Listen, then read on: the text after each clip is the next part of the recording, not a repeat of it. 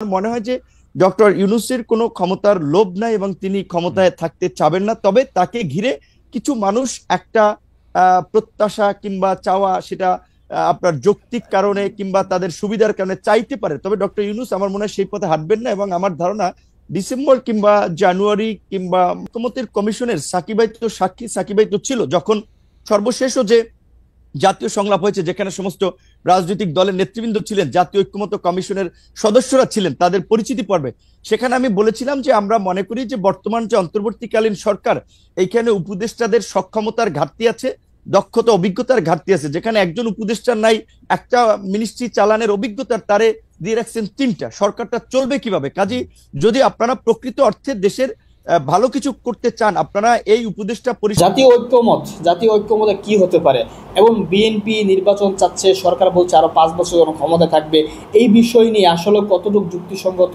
অবস্থায় রয়েছে বর্তমান সরকার? সমসাময়িক আরো অনেক বিষয় নিয়ে জুনায়েদ সাকি এবং বিপি নুরুল হক নূরকেও কথা বলা হয়েছে, এবং বিপি নূর অভিযোগ করেছেন উপদেষ্টা মণ্ডলীর ভিতরে এমন অনেক রয়েছেন যারা সরাসরি রাজনীতিতে যুক্ত রয়েছেন, এবং এমন ব্যক্তি রয়েছেন যারা আসলে মন্ত্রণালয় তো তাদের সাধারণ কিছু চালানোর ক্ষমতা নাই, কিন্তু তারা 2-1টা মন্ত্রণালয় চালাচ্ছেন, এবং অনেক বিষয় তথ্য তিনি দিয়েছেন। আমরা বিপিনুর সহ সাংবাদিক খালেদের আলোচনা শুনব। এবং আমাদের সাথে আরও থাকার কথা আছে গণ অধিকার পরিষদের সভাপতি এবং ডাকসুর সাবেক ভিপি নুরুল হক নূর। তিনি কিছুক্ষণ আগে একটি মেসেজ পাঠিয়েছেন যে তিনি গাড়ি ছেড়ে বর্তমানে মোটরসাইকেলে আছেন, তিনি যে লোকেশনটাতে আসবেন বলছেন 5 মিনিট দেরি হতে পারে, আমরা তিনি আসলে তাকে সংযুক্ত করছি। এই মুহূর্তে আমরা একটু সাকিব ভাই আপনার কাছেই যেতে চাই। প্রায় মাসখানেক ধরে একটি ক্যাম্পেইন নিশ্চয়ই আপনি লক্ষ্য করেছেন যে সোশ্যাল মিডিয়াতে এই ক্যাম্পেইনটি বেশ জোরে সোরে দেখা যাচ্ছে। একটি হচ্ছে যে ডক্টর ইউনূসকে 5 বছর ক্ষমতায় চাওয়া, দ্বিতীয়টি হচ্ছে বিএনপির যেসব নেতা জাতীয় নির্বাচনের দাবিতে সোচ্চার, তাদের ব্যঙ্গ করে ক্যাম্পেইন। এই দুটি ক্যাম্পেইন নিয়ে আপনার অবস্থান কি, আপনাদের অবস্থান কি? কোন চাওয়াটা বা কোন দাবির পক্ষে আপনারা, অর্থাৎ ডক্টর ইউনূসকে আরও কয়েক বছর, মানে আওয়ামী লীগের যে টেনিওরটা থাকার কথা ছিল, জনপ্রিয়ভাবে এটি বলা হচ্ছে 2024 সালের জানুয়ারি মাসে আওয়ামী লীগ এই মেয়াদে ক্ষমতায় বসছিল, 2028-এর শেষে তাদের ক্ষমতার মেয়াদ শেষ হওয়ার কথা, সেই পর্যন্ত ডক্টর ইউনূসের থাকাই উচিত। আপনি কোনটিকে যুক্তিযুক্ত মনে করছেন, জনাব জুনায়েদ সাকিব? ধন্যবাদ। দেখুন,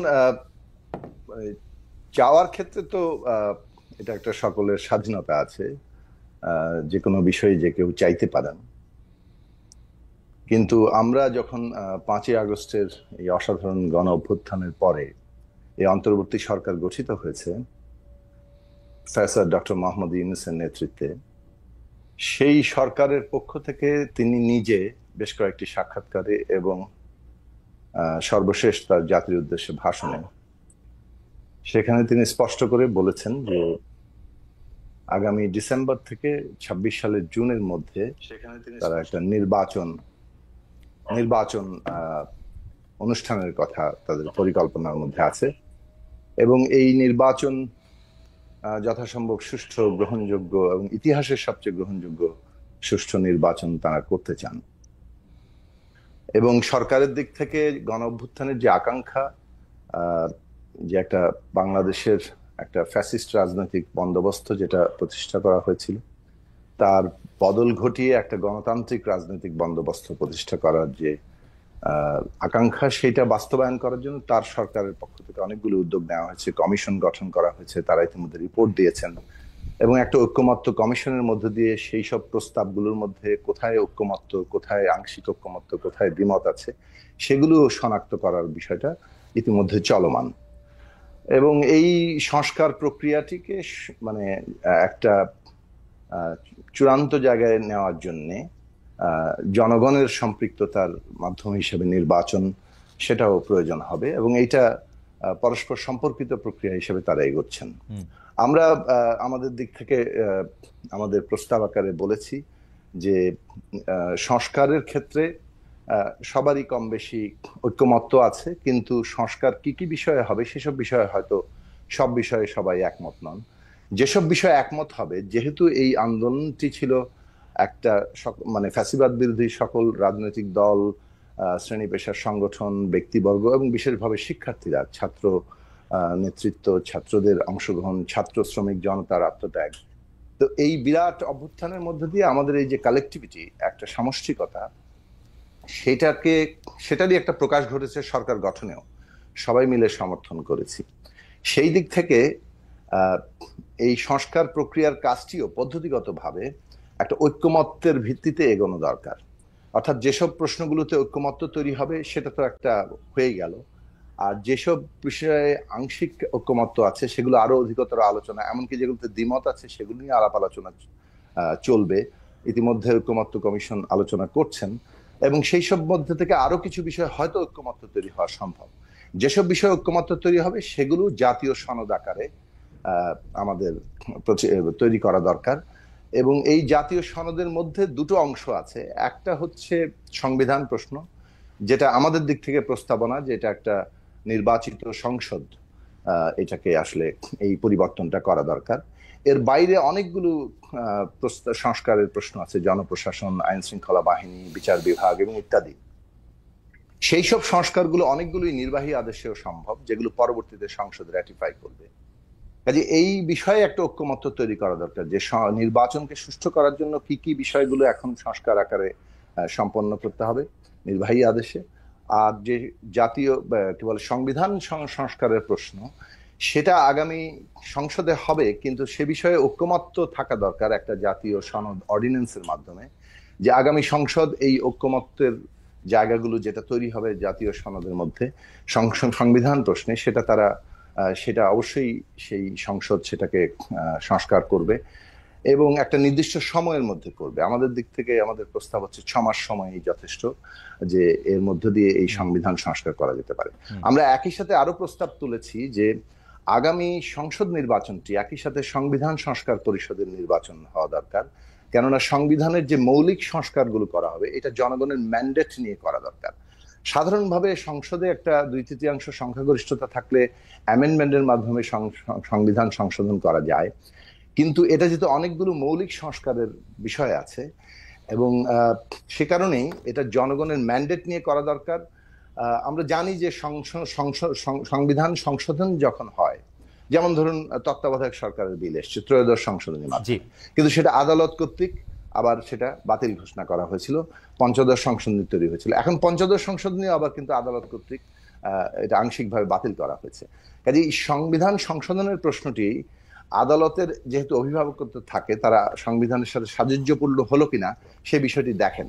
কিন্তু যখন জনগণের ম্যান্ডেট নিয়ে, যেমন গণপরিষদ জনগণের ম্যান্ডেট নিয়ে একটা সংবিধান নতুন করে লেখার অধিকার পায়, ঠিক তেমনি সংবিধান সংস্কার পরিষদ আমরা বলছি যে আগামী নির্বাচনটা হওয়া উচিত এই কারণে যে যেহেতু সংস্কারকেই আমরা লক্ষ্য হিসেবে ঠিক করেছি এবং সরকারও ইতিমধ্যে সংবিধান সংস্কার কমিশনই গঠন করেছে, সে কারণে এই সংস্কারটা জনগণের ম্যান্ডেট নিয়ে করলে তখন এই সংসদটি এই মৌলিক সংস্কার করার অধিকার পায় এবং আদালত তখন এই সংস্কারকৃত সংবিধানটিরই সুরক্ষা দেবে।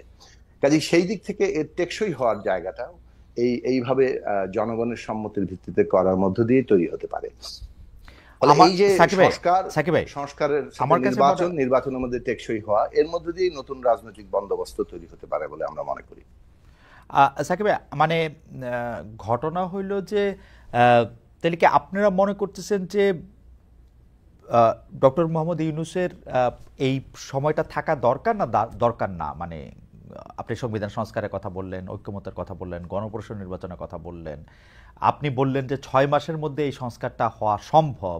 এই 6 মাসের মধ্যে কি এই সংস্কারটা হবে পার্লামেন্টের মধ্যে, মানে নতুন নির্বাচিত সরকার এসে করবে, নাকি ডক্টর ইউনূসই করবে? এটা যতদিন লাগলো, এবং এই সংস্কার এবং ঐক্যমত্য আমি যা দেখি আর কি, এইটা অনেক দিনের মধ্যে আসলে সম্ভব না, মানে 6 মাসের মধ্যে আসলে সম্ভব না। 6 মাসের মধ্যে সম্ভব না, কারণ আপনি দেখেছেন যে প্রধান বিরোধী দল বলবো কিনা, মানে প্রধান যে রাজনৈতিক দল এখন আছে বিএনপি, তারা অনেকগুলি সংস্কারের ব্যাপারে আসলে একমত না এবং অনেকগুলি বিষয়ে তাদের ভিন্ন মত আছে, আবার তারা সংস্কারের বিপক্ষেও না। তো সেই ক্ষেত্রে কি একটি নির্বাচিত দল এসে এই সংস্কারগুলি করবে, নাকি ডক্টর মোহাম্মদ ইউনূস যেভাবে রাষ্ট্র চালাচ্ছেন সেভাবে তিনি রাষ্ট্র চালিয়ে যাবেন, এর মধ্যে থেকে তিনি সংস্কার করবেন, নির্বাচনের জন্য দেশ এবং দল রেডি হবে, তারপর করবে? আপনি কোনটি আকাঙ্ক্ষা করছেন? না, দেখুন, এখানে আমি শুরুতেই বলেছি যে যেসব বিষয়ে ঐক্যমত্য তৈরি হবে, অর্থাৎ বিএনপির কথা তুললেন আপনি, পরে বিএনপি সহ সকল রাজনৈতিক দল, শ্রেণী পেশা, স্টেক হোল্ডাররা, তারা যেসব প্রশ্নে ঐক্যমত্য হবে সেটাই তো জাতীয় সনদ হচ্ছে। কাজেই সেই জাতীয় সনদ বাস্তবায়ন করার প্রশ্ন আছে। যেসব বিষয়ে দ্বিমত আছে সেগুলো তো জনগণের কাছে যেতে হবে। রাজনৈতিক দলগুলো তাদের নিজ নিজ প্রস্তাবের জায়গা থেকে তুলবেন।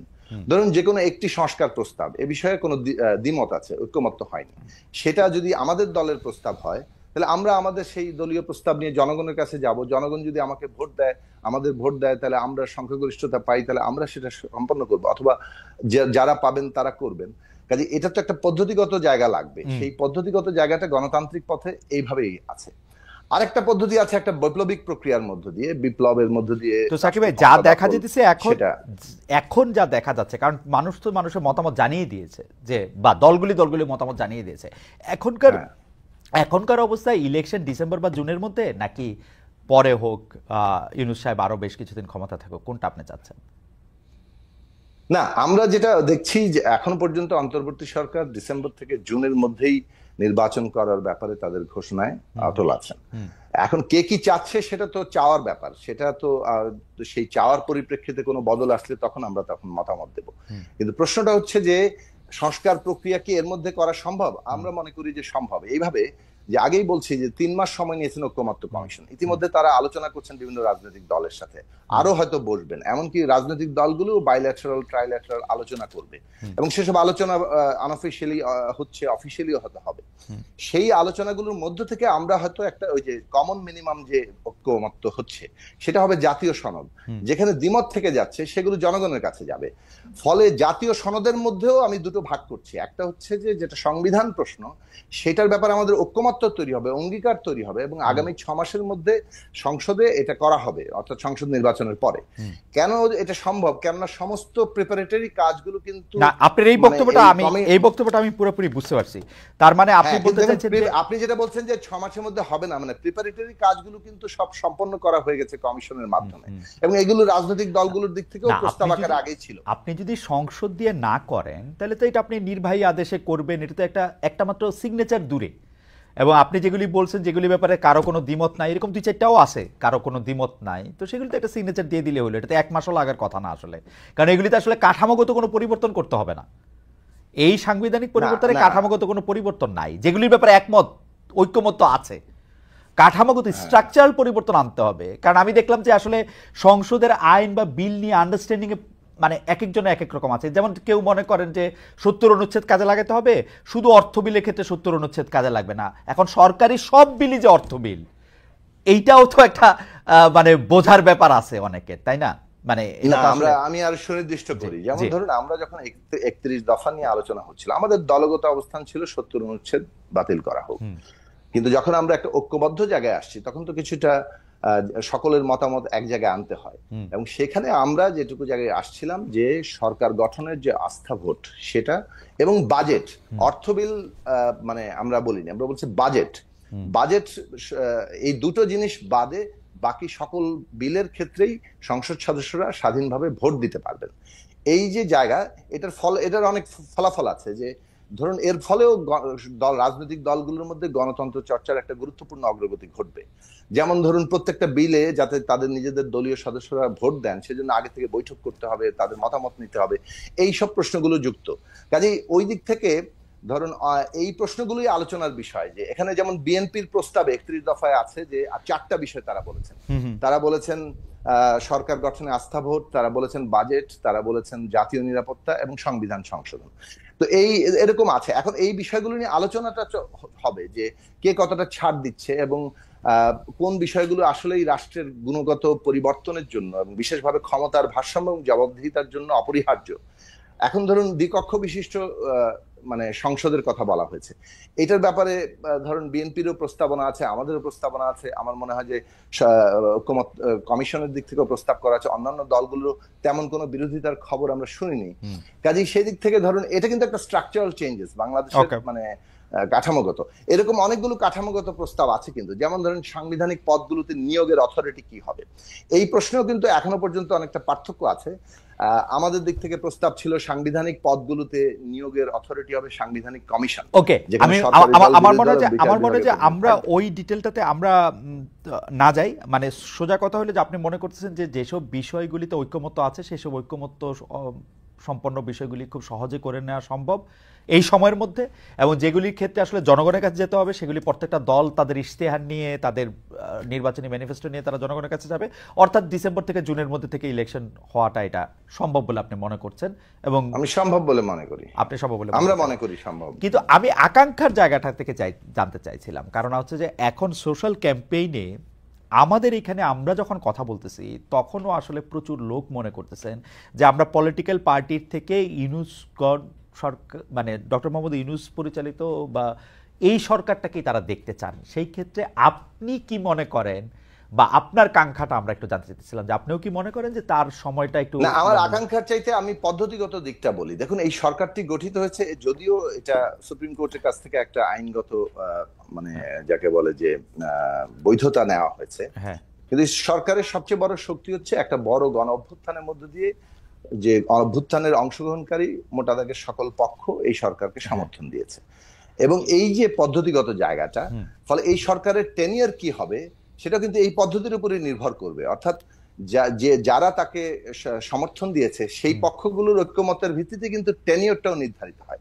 ফলে টেনিয়রের ব্যাপারে বিভিন্ন ধরনের বিভিন্ন রকম আকাঙ্ক্ষা থাকতে পারে। আমাদের আকাঙ্ক্ষা থাকতে পারে আরো কম থাকুক কিংবা আরো অনেক বেশি, কিন্তু আপনার আকাঙ্ক্ষাটা আপনি প্রকাশ করতে চাচ্ছেন নাকি এটা একটা পলিটিক্যাল স্ট্যান্ডের কারণে? যে মানে আপনি ধরেন আপনি চাইলেন যে ডক্টর ইউনূস যথাসময়ে ইলেকশন দেখ, বা আপনি চাইলেন যে ডক্টর ইউনূস আরো আমরা তো ধরেন বিভিন্ন মানুষের আকাঙ্ক্ষার জায়গা থেকে অনেকে কথা বলছেন, কিন্তু আমরা তো অন্তর্বর্তী সরকার নিজে কি বলছে সেটার উপরে আসলে আগে কথা বলবো।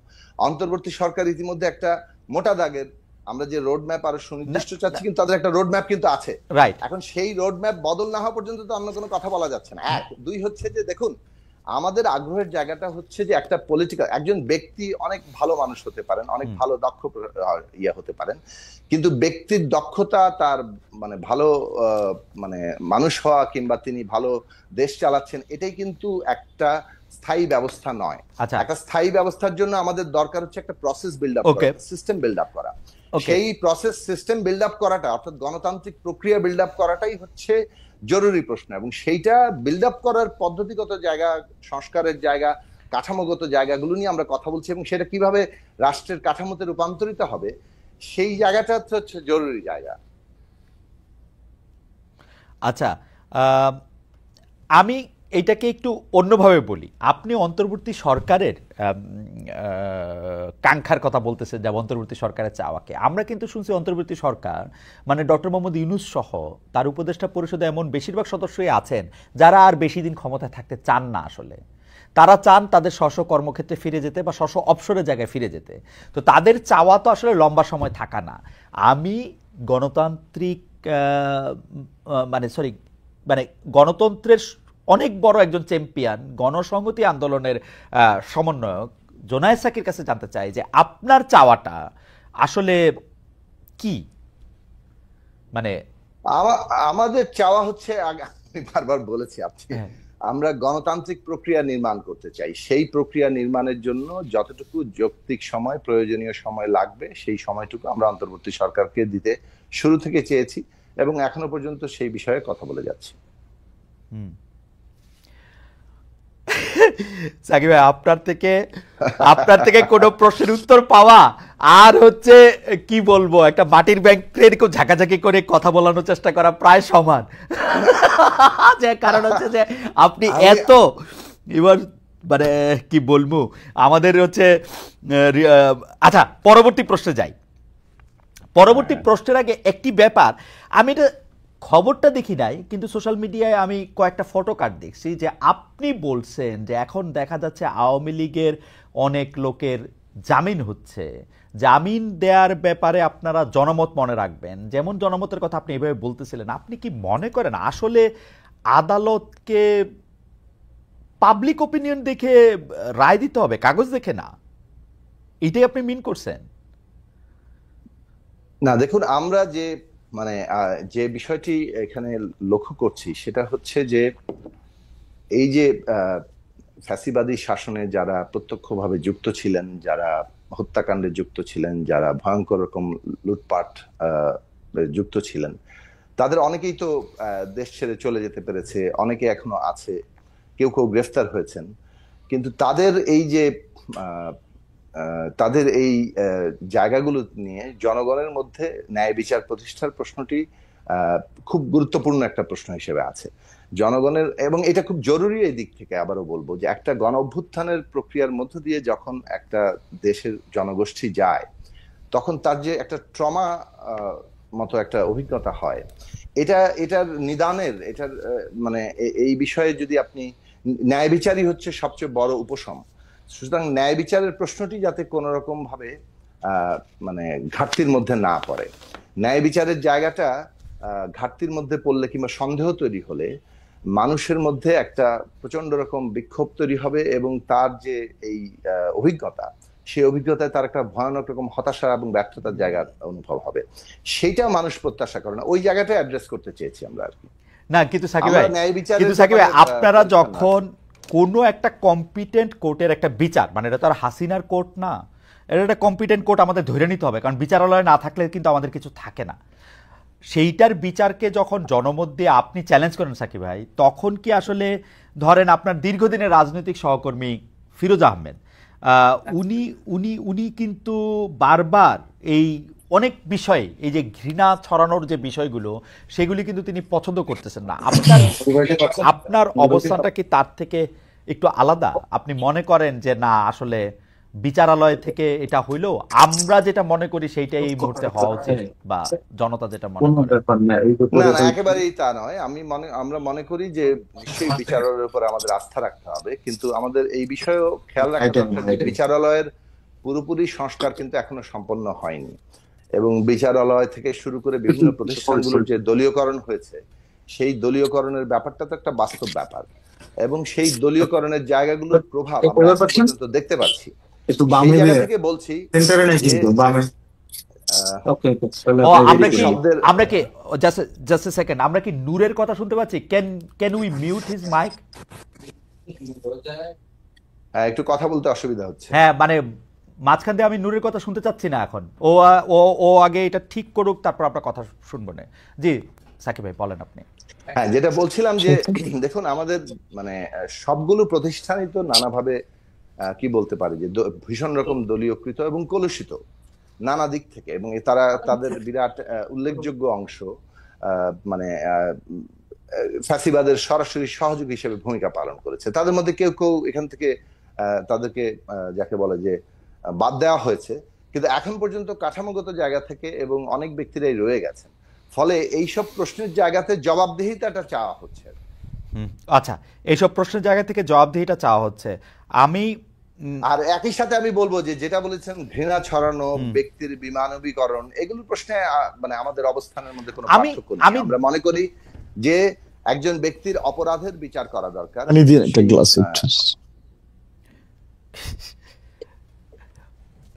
দাঁড়ান, নূরকে একটা কড়া কথা বলেনি। নূর এখন মাঝখানে কথা বলতেছে, আধা ঘন্টা পরে আইসে। নূর, আপনি কি শুনতে পাইতেছেন আমাদের? জি ভাই, আমি পুরোপুরি শুনতে পাচ্ছি। আচ্ছা ঠিক আছে, আপনি 1 মিনিট একটু মিউট থাকেন, আমরা সাকিব ভাইকে একটু শেষ করে নিই। সাকিব ভাই যে কথাটা বলতেছিল, কারণ মাঝখান থেকে কথা বললে আমরা শুনতে পাইতেছি না আর কি। জি সাকিব ভাই, আপনি বলতেছিলেন যে তাহলে আপনি আসলে ব্যক্তি আকাঙ্ক্ষা এবং আইন আদালত বিচার বিভাগ যেহেতু এটা পুরোপুরি ঠিক হয় নাই, সেই জন্য আপনি এই জায়গাটা, এই লাইনটা যদি আপনি শেষ করতেন। জি, জবাবদিহির জায়গাটা। আমি বলছি যে জবাবদিহিতার জায়গাটা যাতে নিশ্চিত থাকে, মানুষের মধ্যে এই ধারণা যেন না হয় যে বিচার প্রক্রিয়া কোনোভাবে আবার প্রভাবিত। ওকে, এবং সেই জায়গাটাকে আমি নিশ্চিত করার জন্য আমরা বলবো। আর একই সাথে যেটা আপনি ফিরোজ আহমেদের উদাহরণ দিয়ে বলেছেন, সেইটার সাথে আমি একমত। আমরা মানে একই চিন্তা করি যে এখানে ব্যক্তির বিমানবীকরণ মানে সেটা আমাদের লক্ষ্য নয়। আমাদের খেয়াল রাখা দরকার আমরা একটা উত্তরণ চাই, এবং উত্তরণের জায়গা থেকে আমাদেরকে ন্যায় বিচার প্রতিষ্ঠা করতে হবে। আমরা যদি এটাকে ব্যক্তি ঘৃণার জায়গায় নিয়ে আসি, তাহলে আমরা রাজনৈতিক আপনার বক্তব্য পরিষ্কার। আমাদের সাথে গণ অধিকার পরিষদের সভাপতি ও ডাকসুর সাবেক ভিপি জনাব নুরুল হক নূর এসে পৌঁছেছেন। জনাব নুরুল হক নূর, আপনাকে স্বাগত জানাই। আপনি আমাদের অনুষ্ঠানে এসে একটু পরে যুক্ত হয়েছেন। লোকজন জানতে চাইছেন যে ভিপি নূর কি ইচ্ছা করে দেরি করে আসলো কিনা, আজকে আপনার উপর রেগে আছে কিনা, ওর দলের রাশেদকে আপনি গত পর্বে আমি জানি না কি করছি। ওকে নূর, আমি আপনাকে আপনার এবং সাকিব ভাইয়ের জন্য আমার একটা কমন প্রশ্ন ছিল, সাকিব ভাই এটার জবাব দিয়েছেন। সাকিব ভাই বলেছেন যে মানে আমি প্রশ্নটা করি যে মাসখানেক ধরে দুটি সোশ্যাল ক্যাম্পেইন, হ্যাঁ দুটি ক্যাম্পেইন সোশ্যাল মিডিয়াতে আমরা দেখতে পাচ্ছি। একটি হচ্ছে ডক্টর ইউনূসকে 5 বছর ক্ষমতায় চাওয়া, দ্বিতীয়টি হচ্ছে বিএনপির যেসব জাতীয় নেতা নির্বাচনের দাবিতে সোচ্চার ছিলেন তাদের ব্যঙ্গ করে ক্যাম্পেইন। এই দুটি ক্যাম্পেইন নিয়ে আপনাদের অবস্থান কি? কোন চাওয়াটা বা কোন দাবিটার পক্ষে আপনারা? জনাব নুরুল হক নূর। অনেকদিন পরে আপনার সাথে যুক্ত হতে পেরেছি, আপনাকে শুভেচ্ছা জানাই। কারণ আপনার সাহসী সাংবাদিকতা এবং স্পষ্ট জবাবদিহিতার যে অনুষ্ঠান, সেটা ইন্ডিপেন্ডেন্ট আজকের বাংলাদেশ থেকে ডয়েচে বেলে এখন ঠিকানায়, এটা সকলের কাছে একটা গ্রহণযোগ্য প্রোগ্রাম। তো এই প্রোগ্রামটা অনেকদিন পরে যুক্ত হয়েছে এবং আপনার সাথে দেখা হয়েছে, কথা হচ্ছে, সেজন্য ধন্যবাদ। এবং আজকে আলোচনার সাকিব ভাই এই সময়ের এবং এই আন্দোলন সংগ্রামের অন্যতম একজন গুরুত্বপূর্ণ অংশীদার, সে সহ আমরা আলোচনা করছি। যথাসময়ে উপস্থিত থাকাটা একেবারেই দায়িত্ব ছিল।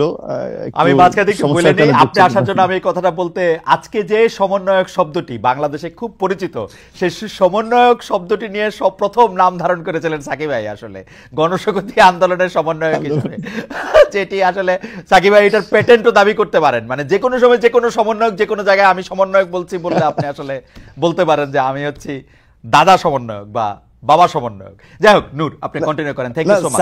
জি, সাকিব ভাই তো এখনো আছে প্রধান সমন্বয়ক, তো সমন্বয়। Thank you.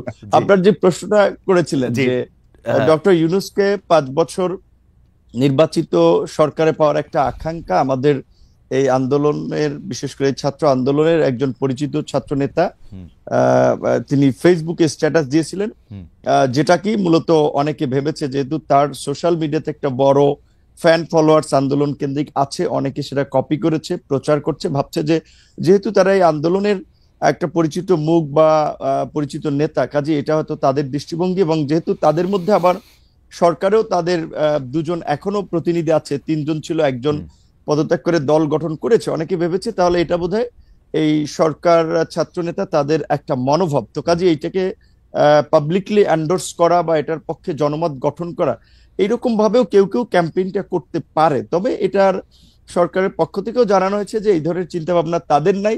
দ্বিতীয় কথা, সরকারের যদি থাকেও, এখানে আমি কিংবা সাকিব ভাইয়ের মতো আমরা যারা একটা গণতান্ত্রিক ব্যবস্থার জন্য আওয়ামী ফ্যাসিবাদের বিরুদ্ধে লড়াই করেছি, তারা তো সেটা কখনোই মানবো না। কাজে এই ক্যাম্পেইনের পক্ষে থাকার প্রশ্নই ওঠে না। এবং আপনি কি চান যে, আপনি বলছেন যে ক্যাম্পেইনের পক্ষে, আপনি চান যে ডিসেম্বর বা জুনের মধ্যেই নির্বাচন হোক, সেটা আপনি চান? আচ্ছা, আমার পজিশনটা বলছি, আপনার দুইটার একটু উত্তর দিয়ে আসি। আর সেকেন্ড একটা ক্যাম্পেইন যেটা বলেছেন যে বিএনপির যেসব নেতা ইলেকশনের জন্য খুব সরব এবং সোচ্চার, তাদের বিষয়ে নানান ধরনের একটা ক্যাম্পেইন আবার চলছে, অনেককে হেয় করা হচ্ছে, নানানভাবে প্রশ্নবিদ্ধ করা হচ্ছে। এটা কিছু লোক এগুলো ছড়াচ্ছে, কেউ কেউ রাজনৈতিক ইন্টেনশন থেকে, কেউ কেউ তাদের নিজেদের একটা ফায়দা নেওয়ার জন্য। ধরেন যখন একটা অনির্বাচিত সরকার থাকে তখন কিন্তু কিছু লোকেদের কদর বাড়ে, কিছু লোক সুযোগ সুবিধা নিতে পারে। কাজেই সেই কমিউনিটির লোকজন কিংবা সেই গ্রুপটা তো চাবে যে এই ধরনের একটা সরকারকে জগা খিচুড়ি কিংবা এই ধরনের একটা মানে জনপ্রতিনিধিবিহীন ইলেকশনবিহীন যদি সরকার রাখা যায়, তাহলে তো সেখান থেকে তারা ফায়দা টাদা নিতে পারছে, তারা ব্যবসা বাণিজ্য, কেউ কেউ দল গঠন করতে চাইলে বা দল করতে চাইলে সেখানে তারা সময়টাকে কাজে লাগাতে পারছে। এই ধরনের পক্ষে থাকা একটা শ্রেণীর একটা অংশের লোকজনের অস্বাভাবিক নয়। আবার ধরেন ইউনূসের মতো একজন ব্যক্তি যার এরকম একটা গ্রহণযোগ্যতা, এবং আপনি লক্ষ্য করেছেন যে ডক্টর ইউনূসকে যখন আওয়ামী লীগের আমলে হ্যারাস করা হচ্ছে, মামলা দিয়ে অপমান করা হচ্ছে, সেগুলোর বিরুদ্ধে বলতে গেলে একমাত্র অফিসিয়ালি আমি এবং আমাদের দল থেকে আমরা রাজপথে মশাল মিছিল থেকে প্রতিবাদও করেছি, তার পক্ষে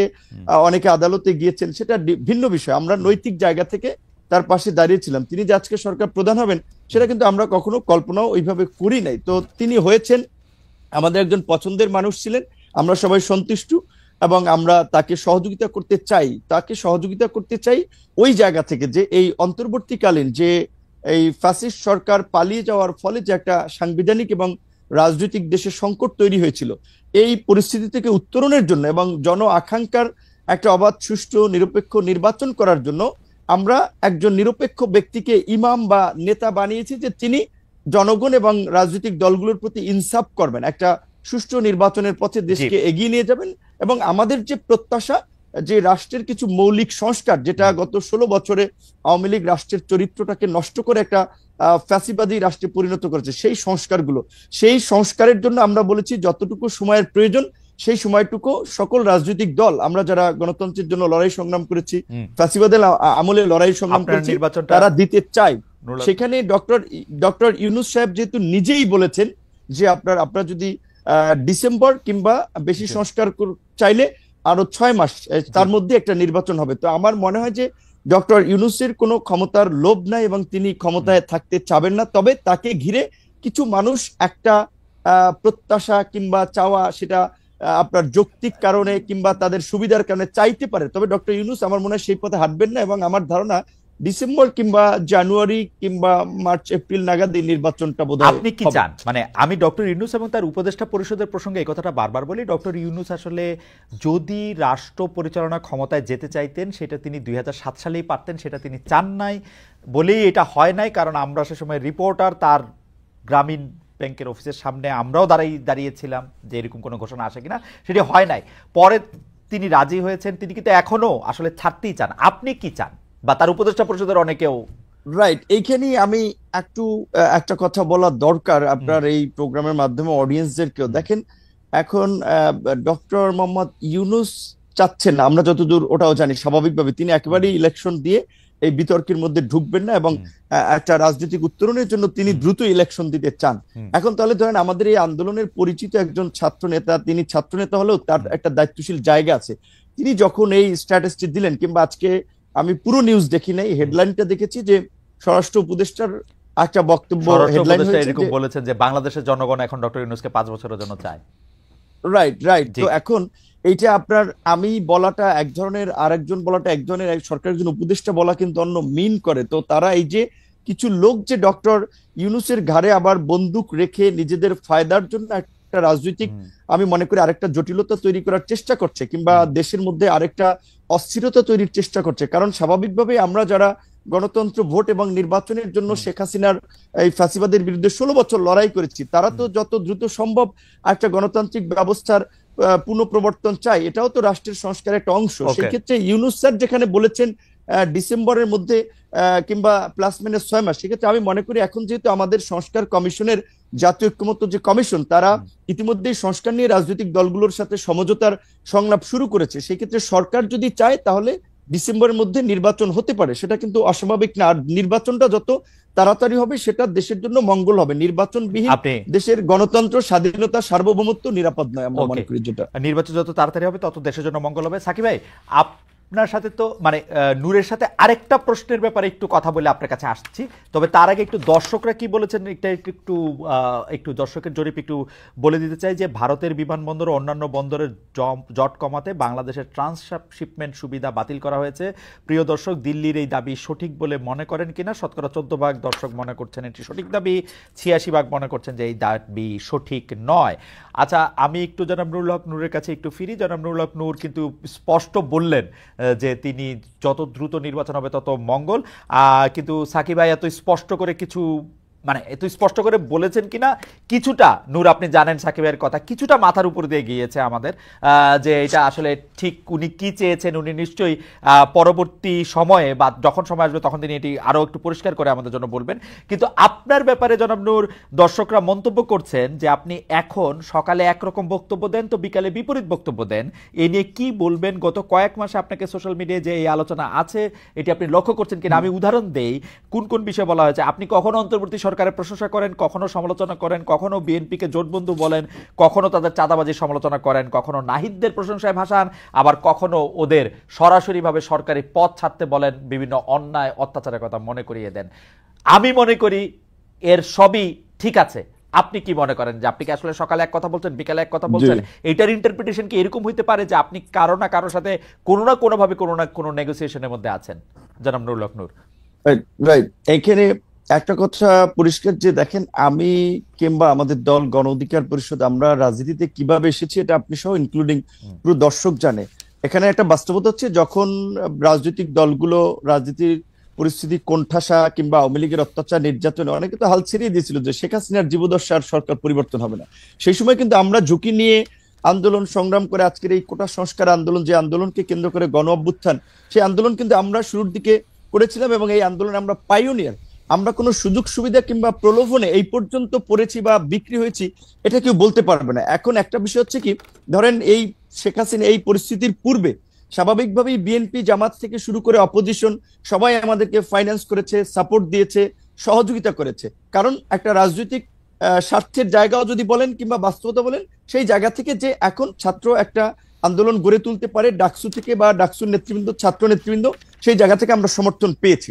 5ই অগস্টের পরে যখন আবার একটা রাজনৈতিক নতুন ছাত্রদের একটা উত্থান হয়েছে কিংবা রাজনৈতিক দলগুলো আগে যারা কোণঠাসা ছিল, প্রকাশ্যে সভা সমাবেশ মিছিল মিটিং করতে পারতো না, এখন সবাই যেটা একটা ওপেন ফিল্ড পেয়েছে, কাজে রাজনৈতিক প্রতিযোগিতার জায়গা থেকে এখন সেই সময় যারা সহযোগিতা করছে তাদের অনেকেই কিন্তু এখন আবার ভিপি নূরদেরকে একটা মাথা ব্যথার কারণ মনে করে, যে কারণে অনেকে একটা ড্যামেজ করতে চায়, ক্যারেক্টার অ্যাসাসিনেশন করতে চায়। আগে যেটা আওয়ামী লীগ করেছে যে কে বিকাশ এইটা ওইটা নানান ভাবে, এবং আপনি দেখেছেন কি হাস্যনষ্ট করেছে গত 7টি বছর। এখন অনেক কিছু বলেছে, কিন্তু একটা ঘটনারও কিন্তু প্রমাণ করতে পারে। এখন আমি পরিষ্কারভাবেই যেটা বলি, শুরুর দিকে আমি বলেছিলাম, সেটা আপনার শুধুমাত্র কোনো পাবলিক আলোচনা নেই, একেবারে জাতীয় ঐক্যমত্যের কমিশনের সাকিবাই তো সাক্ষী, সাকিবাই তো ছিল যখন সর্বশেষও যে জাতীয় সংলাপ হয়েছে, যেখানে সমস্ত রাজনৈতিক দলের নেতৃবৃন্দ ছিলেন, জাতীয় ঐক্যমত্য কমিশনের সদস্যরা ছিলেন, তাদের পরিচিতি পর্বে সেখানে আমি বলেছিলাম যে আমরা মনে করি যে বর্তমান যে অন্তর্বর্তীকালীন সরকার, এইখানে উপদেষ্টাদের সক্ষমতার ঘাটতি আছে, দক্ষতা অভিজ্ঞতার ঘাটতি আছে। যেখানে একজন উপদেষ্টার নাই একটা মিনিস্ট্রি চালানের অভিজ্ঞতার, তারে দিয়ে রাখছেন 3টা, সরকারটা চলবে কিভাবে? কাজী যদি আপনারা প্রকৃত অর্থে দেশের ভালো কিছু করতে চান, আপনারা এই উপদেষ্টা পরিষদকে জাতীয় সরকার, পলিটিক্যাল পার্টিগুলো এবং আন্দোলনের অংশীজনদের সাথে আলোচনা করে 2 বছরের জন্য এটাকে জাতীয় সরকারের রূপ দেন এবং এটাকে তারপরে আপনারা সংস্কারগুলো বাস্তবায়ন করেন।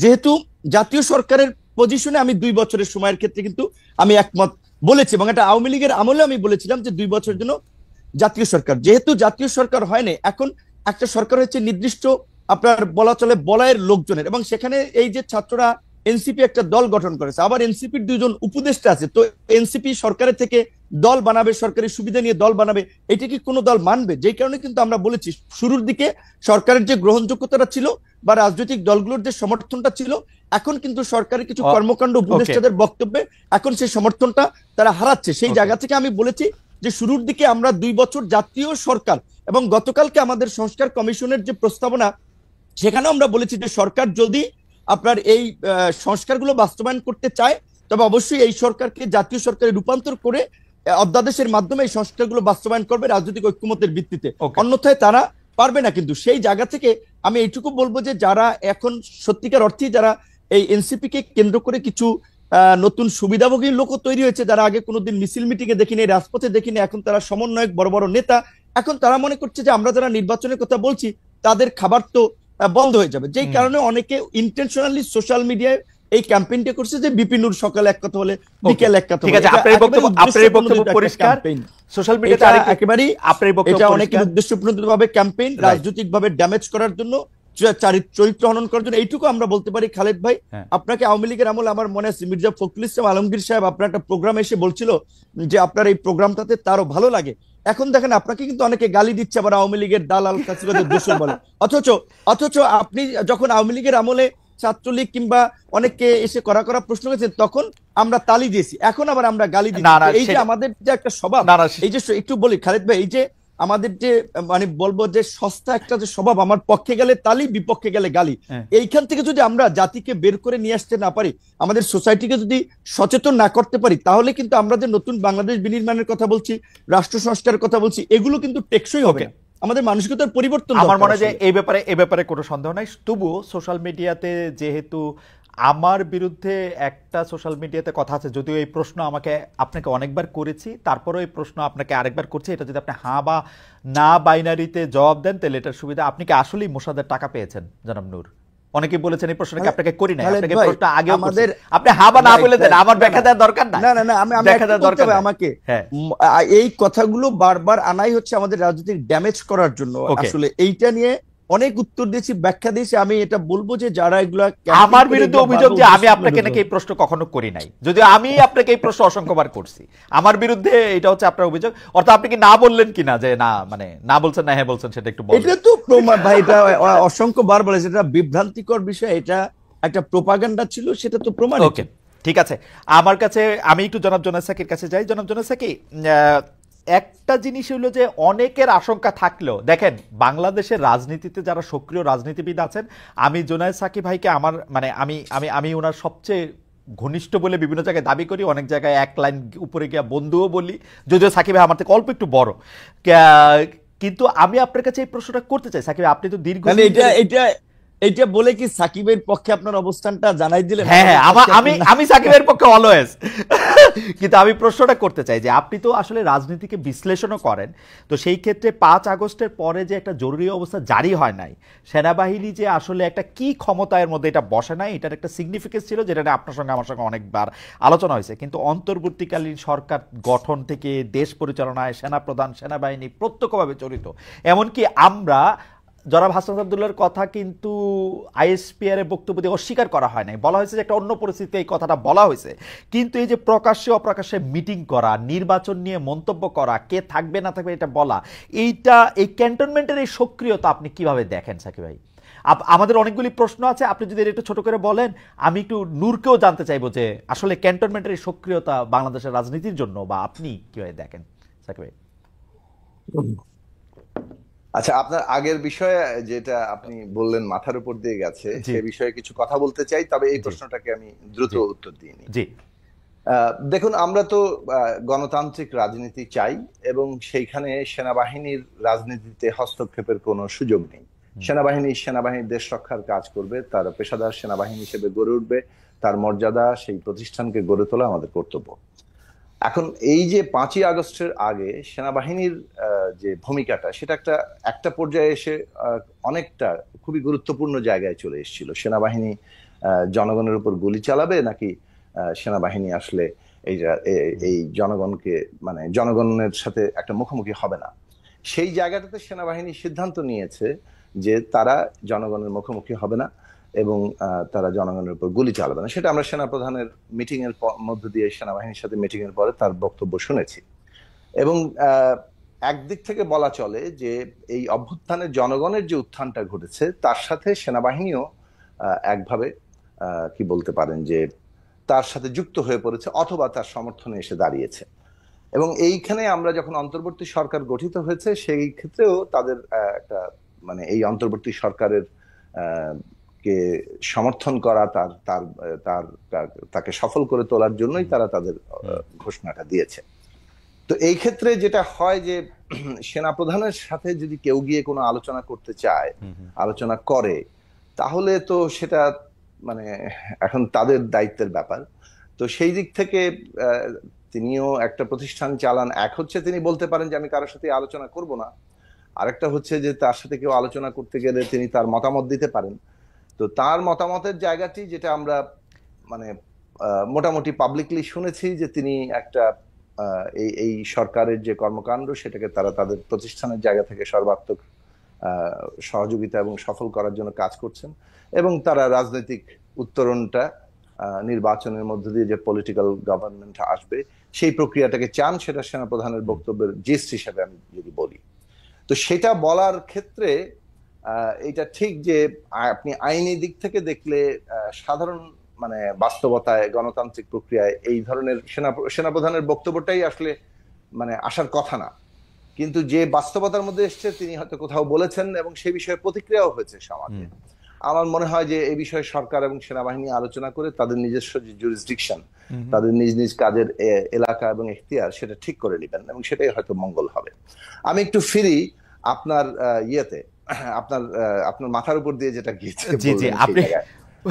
আমি দেখুন, আমার মনে হয় তো আমি আমাদের দিক থেকে আমরা আমাদের প্রস্তাবটা খুব স্পষ্ট করে বলেছি এবং আমাদের মনে হয় যে 5ই আগস্টের আগেও আমরা যেমন কনসিস্টেন্ট বক্তব্য দিতাম, 5ই আগস্টের পর থেকেও আমরা কনসিস্টেন্ট বক্তব্য দিয়েছি।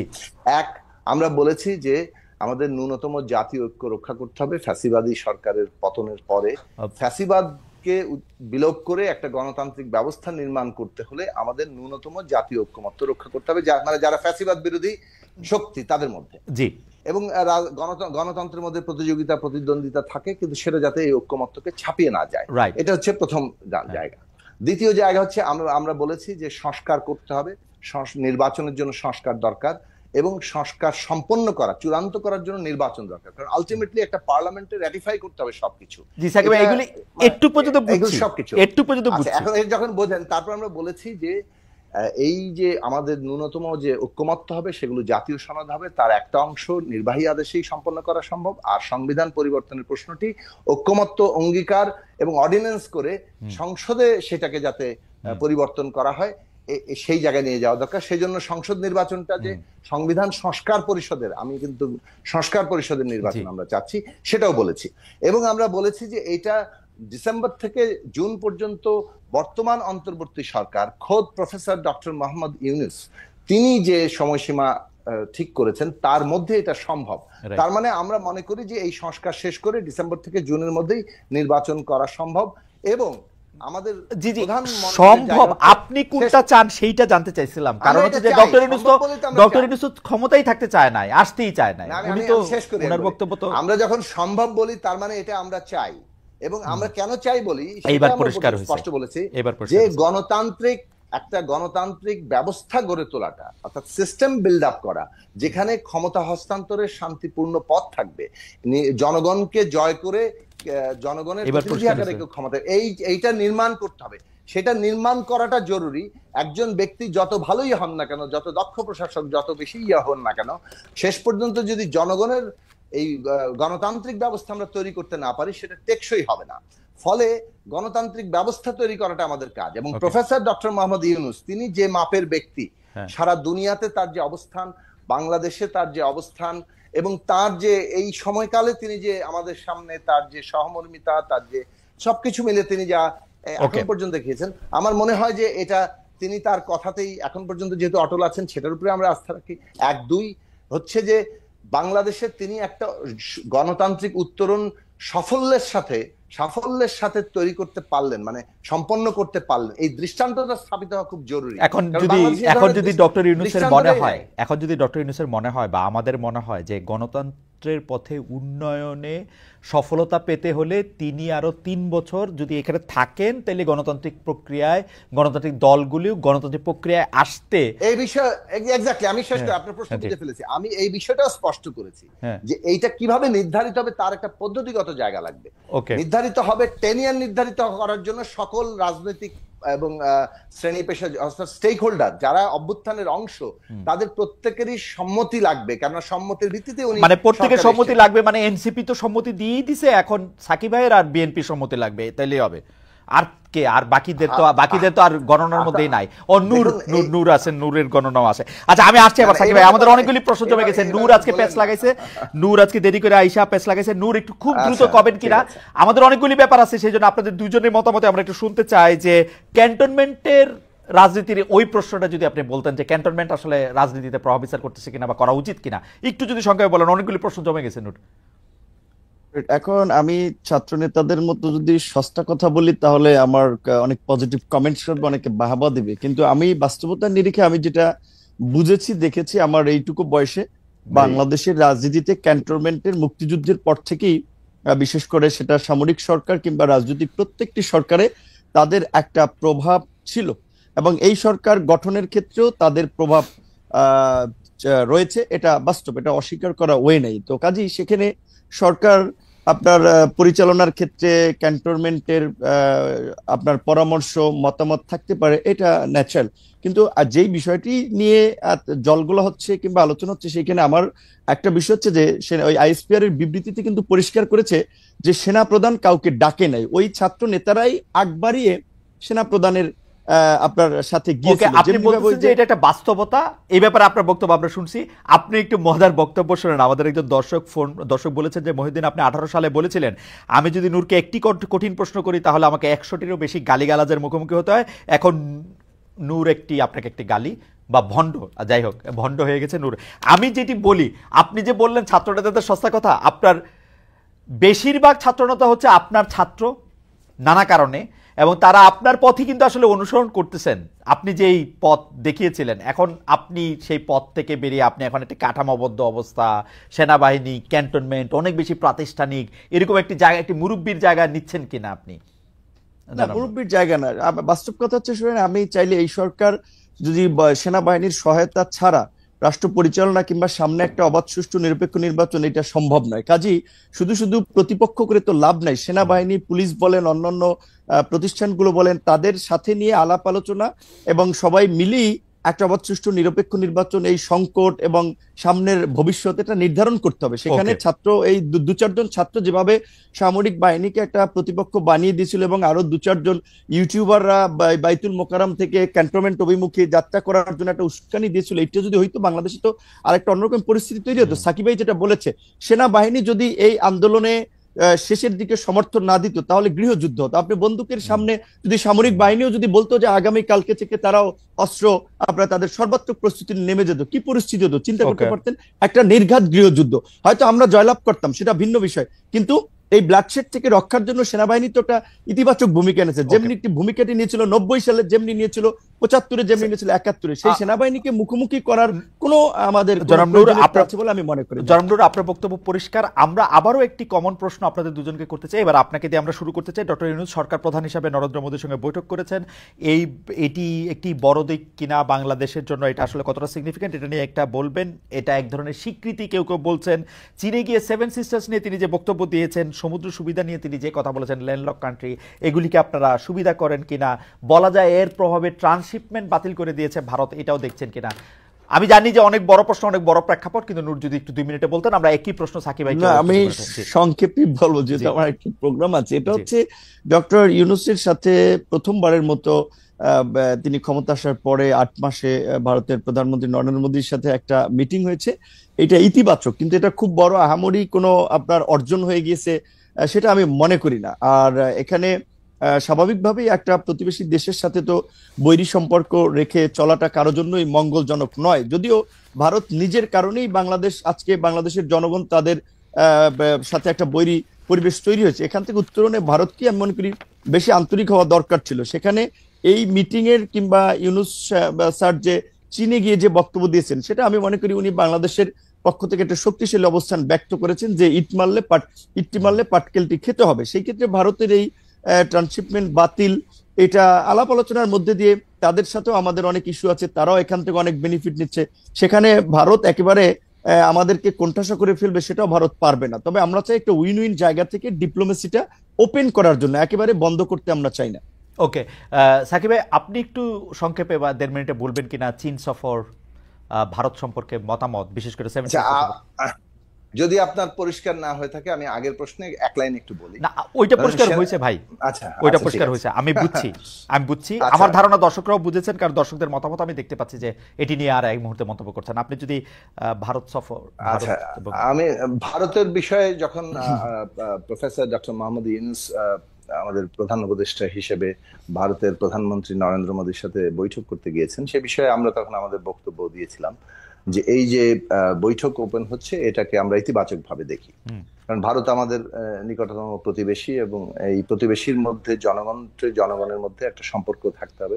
রাষ্ট্রের প্রতিনিধিদের মধ্যে দিয়ে সেটা একভাবে হয়, আর এটার অন্য মাধ্যমও আছে। কিন্তু এটা ভারতের মনে রাখা দরকার যে 5ই আগস্টের পরে বাংলাদেশের জনগণ রায় দিয়ে দিয়েছে যে ওই পদানত বাংলাদেশ আর পাওয়া যাবে না। বাংলাদেশ তার আত্মমর্যাদা নিয়ে, তার নিজের স্বার্থ নিয়ে অন্য রাষ্ট্রের সাথে সম্পর্কিত হতে চায়, সুসম্পর্ক তৈরি করতে চায়। এইটা আমাদের পররাষ্ট্রনীতি। বাংলাদেশের সেই পররাষ্ট্রনীতিতে যতটা দৃঢ় থাকা দরকার ততটাই দৃঢ় থাকতে হবে, কারণ এটাই জনগণ চায়। ডক্টর ইউনূস আছে কিনা এই দৃঢ়তা, ডক্টর ইউনূস দেখাতে পারছেন কিনা? ডক্টর ইউনূস এখনো পর্যন্ত সেই দৃঢ়তা দেখিয়ে যাচ্ছেন, এবং সেটা আমাদের মনে হয় যে এটা অব্যাহত রাখা দরকার। ওকে, এই প্রশ্নটিও আপনাদের দুজনের জন্য। আমি একটু নূরকে শুনতে চাই আগে। নূর, জুলাই আন্দোলনের প্রেক্ষাপটে রাজনীতিতে অনেক ওলটপালট হয়েছে, কিন্তু যেটুকু আভাস পাওয়া যাচ্ছে আগামী নির্বাচনে বিএনপির নেতৃত্বে একটা সমমনাদের একটা জোট হতে পারে। সেইটার ক্ষেত্রে এমন হতে পারে আবার এনসিপি সহ যারা বেশি সংস্কার এবং অন্য ধরনের একটা বাংলাদেশ চাইছেন, তাদের আগ্রহে একটা জোট হতে পারে। এখন এই মেরুকরণটা নিয়ে আপনার একটু মন্তব্য শুনতে চাই। আমি আপনার মন্তব্য শুনে সাকিবের কাছে আসছি এই একই বিষয়ে একটু মন্তব্য করতে। এই মেরুকরণটা কি আসলে বাস্তব নাকি মিডিয়ার সৃষ্টি?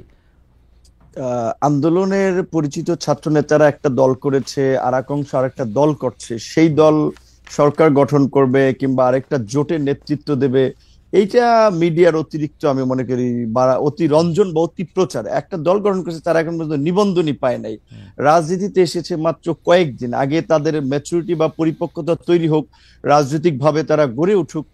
সেখানে এখনই তাদের নেতৃত্বে একটা জোট, আবার এইদিকে যদি বলেন বিএনপির নেতৃত্বে একটি জোট। হ্যাঁ, বিএনপি একটি বড় রাজনৈতিক দল, তারা সরকারে ছিল, আন্দোলন সংগ্রামে এই যে আমরা প্রায় 42টি রাজনৈতিক দল ইনক্লুডিং সাকিব ভাই সহ আমরা যে যুগপৎ আন্দোলন করেছিলাম, 31 দফা রাষ্ট্র সংস্কারের রূপরেখা এই আন্দোলনের আগেই দিয়েছিলাম, সেখানে আমাদের মধ্যে একটা বোঝাপড়া ছিল। কিন্তু বিএনপি কিছুদিন আগে বিএনপির এক শীর্ষ নেতার বক্তব্যে আমরা দেখতে পেলাম যে বিএনপি বলছে যে এই নির্বাচনে তাদের জোট গঠনের কোনো পরিকল্পনা নাই, তবে আবার তারা একটা জাতীয় সরকারের কথা বলেছে। কাজে বিএনপির কৌশলটা কি হয় সেটা জানি না, তবে আমরা আলাপ আলোচনা চালাচ্ছি বিভিন্ন রাজনৈতিক দলগুলোর সাথে যে নিবন্ধিত কিংবা সমমনার দল, আমরা যারা একটা নতুন রাজনীতি চাই, পরিবর্তন চাই, যারা একটা ইতিবাচক ভাবে আগামীর বাংলাদেশকে দেখতে চাই, তারা যদি একটা সরকার গঠন করতে পারি, নির্বাচন একটা জোট গঠন করতে পারি, সেই আলাপ আলোচনাটি চলছে অনেকের জায়গা থেকে। সেখানে কার নেতৃত্বে কোন জোট হবে সেইটা বোধহয় এখনই সময় না, কারণ রাজনীতিতে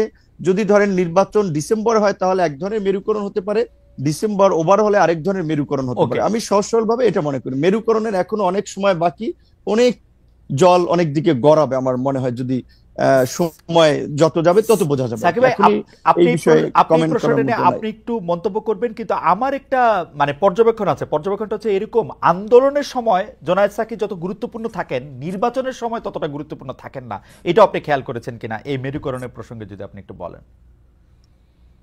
আচ্ছা দেখুন, আমরা এখন পর্যন্ত যে বাস্তবতায় আছি, সংস্কার সে বিষয়ে ঐক্যমত্য, তারপর সেই সংস্কারগুলো কিভাবে বাস্তবায়ন হবে, আগামী নির্বাচনটার মানে ক্যারেক্টার কি হবে, অর্থাৎ আগামী সংসদ নির্বাচনকে আমরা কিভাবে আখ্যায়িত করব, এই প্রশ্নগুলো নিয়ে এখন আলোচনা চলছে। নির্বাচনী ঐক্য প্রশ্নে এখনো পর্যন্ত কংক্রিট কোনো আলোচনা হয়নি। এটা ঠিক যে বিএনপি সহ আমরা 39-42টি দল আমরা যুগপৎ আন্দোলন করেছি, যুগপথের বাইরেও যার যার অবস্থান থেকে মোট 63টি দল আন্দোলন করেছে। এখন এখানে ইলেকশন যখন আসবে তখন এই পোলারাইজেশনটা হয়তো আরো স্পষ্ট হবে, কিন্তু এই মুহূর্তের এমফাসিস হচ্ছে যে সংস্কার এবং নির্বাচন এবং এই দুইয়ের মিলে যে টোটাল রোড ম্যাপটা এটা কিভাবে আসছে সে বিষয়ে একটা ন্যূনতম ঐক্যমত্য তৈরি করা, এবং সরকার আশা করি এই বিষয়ে দ্রুত বৈঠক করে একটা জায়গা তৈরি করবেন। আমাদের আর গুরুত্বপূর্ণ জায়গা দেখুন, আমরা বাংলাদেশে গণমানুষের রাজনৈতিক প্রতিনিধিত্ব করতে চাই। বাংলাদেশের বেশিরভাগ রাজনৈতিক দল যারা এখানে ফাংশন করেছে, এটা আমাদের দলের জায়গা থেকে আমরা বলেছি যে তারা স্বার্থগত দিক থেকে তাদের হয়তো দল অনেক বড়, গণমানুষও সেখানে আছে, কিন্তু গণমানুষের স্বার্থের তারা কতটা প্রতিনিধিত্ব করেন, যারা ক্ষমতায় গিয়েছেন তাদের ব্যাপারে তো আমরা আমাদের বিভিন্ন সময় অবস্থান বলেছি। এবং যেহেতু আমরা মনে করি স্বার্থগত জায়গা থেকে গণমানুষের স্বার্থ রক্ষার দল এইখানে যথার্থভাবে ক্রিয়াশীল নয়, আমরা সেই দলটা গড়ে তুলতে চেয়েছি, জনগণের একটা নিজস্ব রাজনৈতিক শক্তি গড়ে তুলতে চেয়েছি, বাংলাদেশপন্থী এবং একটা যে যাকে বলে যে জনগণের একটা অর্থনৈতিক, সামাজিক, রাজনৈতিক স্বার্থকে রাষ্ট্রের নীতিতে প্রতিফলিত করার জন্য আমরা রাজনৈতিক দল করি। এখন এখান থেকে মানে এই অবস্থানটি এই ধরনের দলকে জনগণের ভেতরে শক্ত শেকড় গাড়তে সময় লাগে। বিশেষভাবে আমাদের দলের জন্ম এবং বিকাশের প্রক্রিয়াটি একটা পুরোটা সময়টাই ফ্যাসিবাদের সময়কাল ছিল। এখন যার ফলে আমরা যেভাবে দল আকারে বিকশিত হওয়ার একটা গণতান্ত্রিক ব্যবস্থায় সম্ভব ছিল সেটা এর মধ্যে সম্ভব হয়নি, কিন্তু আমাদের দল এই অভ্যুত্থানের পরে যথেষ্ট মাত্রায় বিকশিত হচ্ছে এবং আমরা অচিরেই একটা জনগণের পক্ষের একটা শক্ত গণতান্ত্রিক শক্তি হিসেবে আবির্ভূত হব। আমি শেষ প্রসঙ্গে জনাব নূর আপনার কাছে যেতে চাই, সাকিব ভাইকে আমরা এরপর একটু শুনবো। যে আমরা প্রায় দেখি মানে এই প্রশ্নে আমি আর আপনি প্রায় একই জায়গায়, সুতরাং আপনি এটা পার্সোনাল নিয়েন না। আমরা এনসিপি রে যেমনি করে ধরি, মানে নতুন রাজনৈতিক দলরে, যে তোমরা ইফতারে টাকা পাইছো কই, গাড়ির শোডাউনে টাকা পাইছো কই, তোমরা বাসা ভাড়া কেমনে দেও, তো মানে আমরা যেরকম ক্রিটিক্যাল ওদের প্রতি থাকি এই কথা বললে, যে আপনারা আসছিলেন যে নতুন রাজনৈতিক বন্দোবস্তের কথা বললে, এবং আমরা দেখাই যে আমরা চাই না যে ওরা এগুলি করুক, কিন্তু ওইগুলি না করে কি বাংলাদেশের রাজনীতি করা সম্ভব? এক। দুই হচ্ছে, যদি আমরা একই প্রশ্ন করে একইভাবে মানে কি বলে এটাকে আদালতে তুলি, তাহলে তো বিএনপি, আওয়ামী লীগ, জাতীয় পার্টি, জামায়াত এরা কেউ বাংলাদেশের রাজনীতি আর করতে পারবে না। মানে তাদের রাজনীতি শেষ করে দিয়ে বা তাদের রাজনৈতিক ধারা শেষ করে দিয়ে নতুন একটা রাজনীতির জায়গায় আমাদের জনগণকে দাঁড়াতে হবে। আমরা কি তার জন্য রেডি আছি নূর, নাকি আমরা তাদের প্রতি একটু বেশি হার্শ? আপনার কাছে কি মনে হয়? না, এখানে তো আন্দোলনের আগে একটা পরিষ্কার ঘোষণাই ছিল যে আমরা একটা ব্যবস্থার পতন ঘটিয়ে একটা নতুন রাজনৈতিক বন্দোবস্ত প্রতিষ্ঠিত করতে চাই। আজকের এই যে পরিবর্তিত পরিস্থিতি, এই পরিস্থিতি আনতে যে যারা জীবন দিয়েছে, আপনি সেদিনও পত্রিকা লক্ষ্য করেছেন, আপনার আমার পটুয়াখালী জেলার বাউফল উপজেলার একটি ছেলে মারা গিয়েছে, যার বাবা পত্রিকার সাক্ষাৎকার দিয়ে টেলিভিশনে বলেছে যে রিক্সা এবং গরু বিক্রি করে তার ছেলের চিকিৎসা করেছে। তো এই যে একজন সাধারণ শ্রমজীবী মানুষ, সে যে জীবন দিয়েছে বা এই মৃত্যুবরণ যারাই করেছে এই আন্দোলনে শহীদ হয়েছে, তাদের অধিকাংশই একেবারে সাধারণ আম পাবলিক জনতা। তারা কোনো রাজনৈতিক দলেরও বড় নেতা না, কোনো এমপি মন্ত্রীর ছেলেও না, এবং তারা কেউ এমপি মন্ত্রী হতেও রাস্তায় জীবন দেয়নি। তারা একটা সুন্দর দেশ, একটা সুন্দর ব্যবস্থা, এই আহ্বানেই তারা রাজপথে নেমে এসেছিল। সেই আকাঙ্ক্ষাটা যদি আমরা পূরণ না করতে পারি, তাহলে আমরা কিসের নতুন রাজনীতির কথা বলছি? এখানে আপনি যথার্থই বলেছেন যে এনসিপি স্বাভাবিকভাবেই তারা যেহেতু সরকারে এই আন্দোলনের ছাত্র প্রতিনিধি হিসেবে 3 জন উপদেষ্টা পরিষদে গিয়েছেন, 1 জন পদত্যাগ করেছেন, 2 জনে আছেন, তো জবাবদিহিতাটা তো এখন তাদের কাছে অনেকে চাইবে। তারা তো সরকারে আছে, সরকারের পার্ট। আমি কিংবা সাকিব ভাই, বিএনপি তো সরকারের পার্ট না। কাজে ওইখানে তো একটা বিশেষ করে আলোচনা সমালোচনার জায়গাটা তো থাকবে। সেইখানে তারা যখন একটা নতুন কিছুর কথা বলছে, একদিকে আওয়ামী লীগের বিচারের কথা বলছে, আবার আওয়ামী লীগের লোকজনকে নিয়ে তারা প্রোগ্রাম করছে, কিংবা তাদের ব্যবসায়ীদেরকে মাফিয়া, আমরা যারা লুটপাটকারী বলছি তাদেরকে আবার ব্যাকআপ দিচ্ছে, তাদের কাছ থেকে ফান্ড নিয়ে আবার প্রোগ্রাম করছে, তাহলে তো এটা ক্রিটিসাইজ করবেই।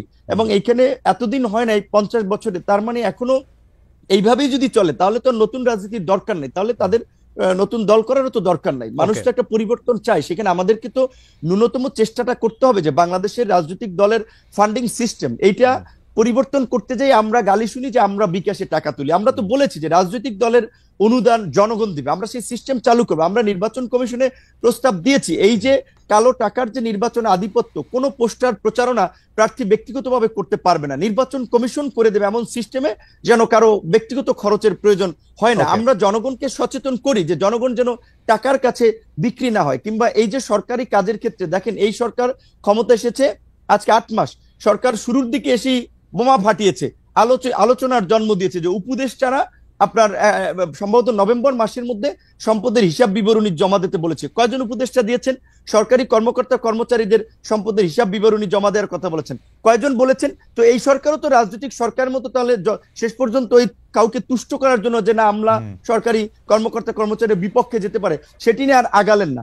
এই সরকার, এই যে গণ অভ্যুত্থানের একটা সরকার, তাদের প্রথম এবং প্রধানতম দায়িত্ব ছিল এই গণ আন্দোলনে আহত এবং নিহতদের আপনার ক্ষতিপূরণ, পুনর্বাসন, তাদের সুচিকিৎসা। অথচ কিছুদিন আগেও দেখলাম আমরা বিনা চিকিৎসায় মানুষ মারা যাচ্ছে। কারা গণহত্যার বিচার এখন পর্যন্ত দৃশ্যমান এবং ইফেক্টিভ একটা পদক্ষেপও নিতে পারে নাই, বরঞ্চ এই সরকারের আপনার প্রশ্রয়েও আওয়ামী লীগের এমপি মন্ত্রী হাসান মাহমুদ, স্বরাষ্ট্রমন্ত্রীরা পালিয়ে যায়, সেনানিবাস থেকে 626 জন পালিয়ে যায়। আমরা এখন পর্যন্ত এই যে রাষ্ট্র সংস্কারের যে আওয়াজ আমরা দেখতে পেলাম, ঢাকঢোল পিটানোর চতুর্দিকে আওয়াজ, এই 8 মাসেও 8টা লাইনও রাষ্ট্র সংস্কারের বাস্তবায়ন আমরা দেখতে পাইনি। তো তারাও যদি এই পুরনো পথে হাঁটে তাহলে এই পরিবর্তন কি দরকার ছিল? এত মানুষ কেন জীবন দিল? এই জবাব কে দিবে?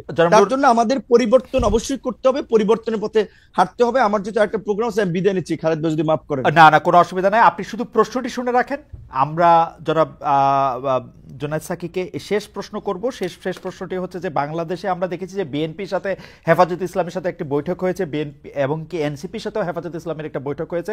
বাংলাদেশের রাজনীতিতে জামায়াত এবং হেফাজত ইসলাম এবং ইসলামিক দলগুলোর ভূমিকা কি থাকবে সেটা নিয়ে আমরা শেষ প্রশ্নটা করব। আপনি চাইলে থাকতে পারেন, মন্তব্য শুনতে পারেন, অথবা আপনাকে আমি একটু 30 সেকেন্ড বলতে পারি এই বিষয়ে। এটা জি, একদম যদি 30 সেকেন্ড বলেন তাহলে 30 সেকেন্ডে জাস্ট এইটুকু বলবো, বাংলাদেশে প্রায় 90% মানুষ ইসলামী মূল্যবোধে বিশ্বাসী। এখানে সাকিব ভাই ইসলামী সেন্টিমেন্টের বাইরে বিপরীত রাজনীতি করে না, আমিও করি না, আমরা করব না। আমরা একটা লিবারেল পলিটিক্স করি আমাদের দলগুলো, কিন্তু এখানে ইসলামিক রাজনীতির নামে বিশেষ করে দেশি বিদেশি গোয়েন্দা সংস্থা বিভিন্ন ফান্ডিং এ একটা উগ্রপন্থা তৈরি করে রাজনীতির মাঠে দেখানোর চেষ্টা করা হচ্ছে, যেটা আমাদের সবাইকে ক্ষতি করবে। এই বিষয়ে যেন আমরা সচেতন থাকি, সতর্ক থাকি। এইটাই আমার আহ্বান। ধন্যবাদ।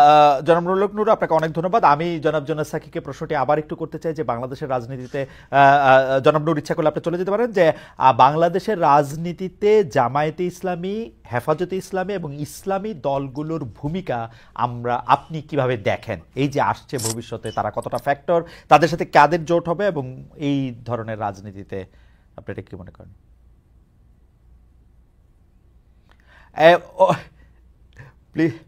Please mute his mic. হ্যাঁ ইয়া সাকিব ভাই। হ্যাঁ সাকিব ভাই। আচ্ছা, প্রথমত দেখুন, কাদের সাথে কার জোট হবে এটা তো আগেই বলেছি যে এখন পর্যন্ত এগুলোর কোনো আলোচনা হয়েছে এরকমটা আমার জানা নেই। কিন্তু আমি যে প্রশ্নে আপনি বলেছেন জামাত ইসলামী সহ, আমরা এটা একটা দীর্ঘদিন ধরে আমাদের অবস্থানটা আপনি জানেন যে 1971 সালে রাজনৈতিক যে অবস্থান জামাত ইসলামী সহ 4টি দল নিয়েছিল, তাদের ব্যাপারে আমরা একটা আমাদের বক্তব্য সবসময় দিয়েছি যে 1971 সালে বাংলাদেশের যে উত্থান, তার জন্য যে মুক্তি সংগ্রাম, সশস্ত্র সংগ্রাম হয়েছে, এই 4টি রাজনৈতিক দল রাজনৈতিকভাবে কেবল পাকিস্তানের পক্ষ নেয়নি, পাকিস্তানি সেনাবাহিনীর অনেক ক্ষেত্রে তারা সহযোগী হয়েছে নিজেদের নানান রকম সংগঠন তৈরি করে। ফলে তারা এই বিষয়ে তাদের রাজনৈতিক অবস্থান এখন পর্যন্ত জনগণের কাছে তাদের যে ব্যাখ্যা সেটা হয়নি। তারা ক্ষমা চেয়েছেন এটা নিয়ে তারা বলেন, কিন্তু এটা স্পষ্ট, ক্ষমা যদি চেয়ে থাকেন এখনো তো চাইতে পারেন, তাই না? যে এই বিষয়ে তাদের জনগণের মধ্যে যেহেতু স্পষ্ট আছে, সেই ব্যাখ্যা তারা এখন পর্যন্ত দেননি। ফলে এটা খুব গুরুত্বপূর্ণ প্রশ্ন, কারণ বাংলাদেশের অস্তিত্বের সাথে এটার সংযুক্তি আছে। সেই ক্ষেত্রে এই বক্তব্যটা আমরা সবসময় দিয়েছি। 2 নম্বর বিষয় হচ্ছে যে দেখুন, যখন একটা গণতান্ত্রিক রাজনৈতিক ব্যবস্থা, মানে কে কোন মতাদর্শ নিয়ে রাজনীতি করবে সেটা তো সেই দল ঠিক করবে, কিন্তু সেটা গণতান্ত্রিক ব্যবস্থার কাঠামোর মধ্যেই হতে হবে। গণতান্ত্রিক ব্যবস্থাকে কেউ যদি বদলে ফেলতে চায় তাহলে সেই ক্ষেত্রে আমরা তখন আমাদের অবস্থান গ্রহণ করব, কিন্তু গণতান্ত্রিক ব্যবস্থার মধ্যে কে কোন মতাদর্শ নিয়ে রাজনীতি করবে এটা তো আমরা ঠিক করে দিতে পারি না। আমরা জনগণের জন্য যে তার আদর্শ লক্ষ্যকে সঠিক মনে করি, জনগণের নিজস্ব রাজনৈতিক শক্তি যেভাবে গড়ে উঠতে পারে, যেভাবে তার সর্বোচ্চ স্বার্থ রক্ষিত হতে পারে, আমরা সেই অনুযায়ী আমাদের রাজনৈতিক জায়গাটা ঠিক করি। আমি একটু ফিরে যাই আপনার আগের প্রশ্নটাতে, যেটা নূর উত্তর দিচ্ছিলেন। দেখুন খালেদ, একটা কথা আপনাকে বলি, বাংলাদেশের মধ্যে আপনি যদি দেখেন যে এখানে মানে একটা কর ব্যবস্থা আছে যে আমরা সরকারকে কর দিই, আর একটা প্রাইভেট কর ব্যবস্থা আছে, মানে পেট্রন ক্লায়েন্ট একটা ব্যবস্থা আছে। এখানে নানান কার্যক্রমের জন্য লোকজন নানাভাবে থাকে, হকার থেকে শুরু করে বিভিন্ন কাজে, এবং তারা সাধারণত ক্ষমতায় যারা থাকে এবং তার সাথে আইন শৃঙ্খলা বাহিনী সহ যে ক্ষমতার কাঠামোটা তৈরি হয়, ওখানে তারা নানানভাবে মানে ট্যাক্স দেয়, রেন্ট দেয়, যাকে বলে বখরা দেয়। তো এই যে এই বখরা একটা বিরাট অর্থনৈতিক কাঠামো, সামাজিক কাঠামো, যেটার সাথে রাজনৈতিক দল, বিশেষত ক্ষমতাসীন দলগুলো প্রায় মানে এমবেডেড, একটা অঙ্গাঙ্গী ভাবে যুক্ত থাকে। এখন এই যে জায়গাটা, এটা বাংলাদেশের এমন এই বিদ্যমান অর্থনৈতিক রাজনৈতিক বন্দোবস্তের একটা ফল। আমরা যে বন্দোবস্ত বদল কথা বলি, সেটা কেবলমাত্র কতগুলো কাঠামোগত নয়, সেটা আর্থসামাজিক ক্ষেত্রেও বটে। কিন্তু এটা তো কাঠামোগত পরিবর্তন, আইনগত পরিবর্তনটা প্রথমে করতে হয়, তারপরে ওই জায়গাগুলোতে পরিবর্তন আনার জন্য সেই রকম রাজনৈতিক শক্তিও লাগে যারা অঙ্গীকারাবদ্ধ।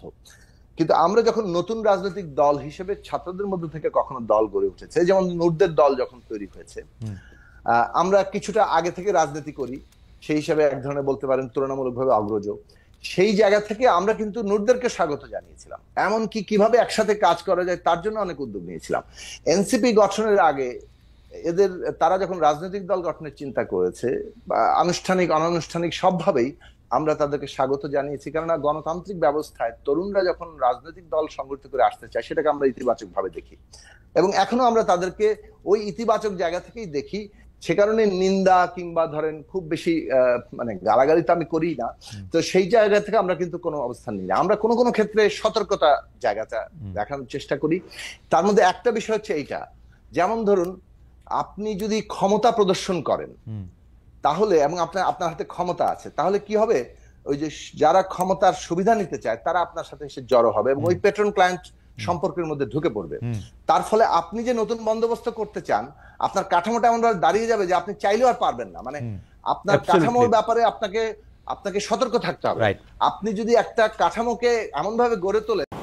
দর্শক সাংবাদিক খালেদের আলোচনা শুনে বুঝতে পেরেছেন যে আসলে বাস্তবতা যদিও তিনি তুলে ধরেছেন, তুলে ধরলেও একটু হলেও ব্যতিক্রম অবশ্যই রয়েছে। যাই হোক, আমরা বিপিন নুরের কথা আপনার শুনেছি, শুনে বুঝতে পেরেছি উপদেশটা সবাই যে ভালো হবে এটা কিন্তু আসলে কাম্য নয়। কিছু কিছু লোক খারাপ থাকবে বা কিছু কিছু অযোগ্য লোক থাকবে, সবাইকে তো 100% লোক তো ভালো নিয়ে কিছু করা যায় না, এটা সম্ভব না। তারপরে ডক্টর মোহাম্মদ ইউনূসের সরকার তারা যে কাজগুলো করছে জবাবদিহিতার আওতায় আছে। তারা দুর্নীতি করছে না, তারা মিথ্যা বলছে না, তারা কাজ করছে মোটামুটি। এটা তো অনেক কিছু, বিগত 17 বছরও তো আমরা সেটাও পাইনি। যাক, তারপরেও বিভিন্ন যে কথাগুলো বলেছেন সেই কথাগুলো আপনার মন্তব্য কমেন্ট বক্সে কমেন্ট করবেন।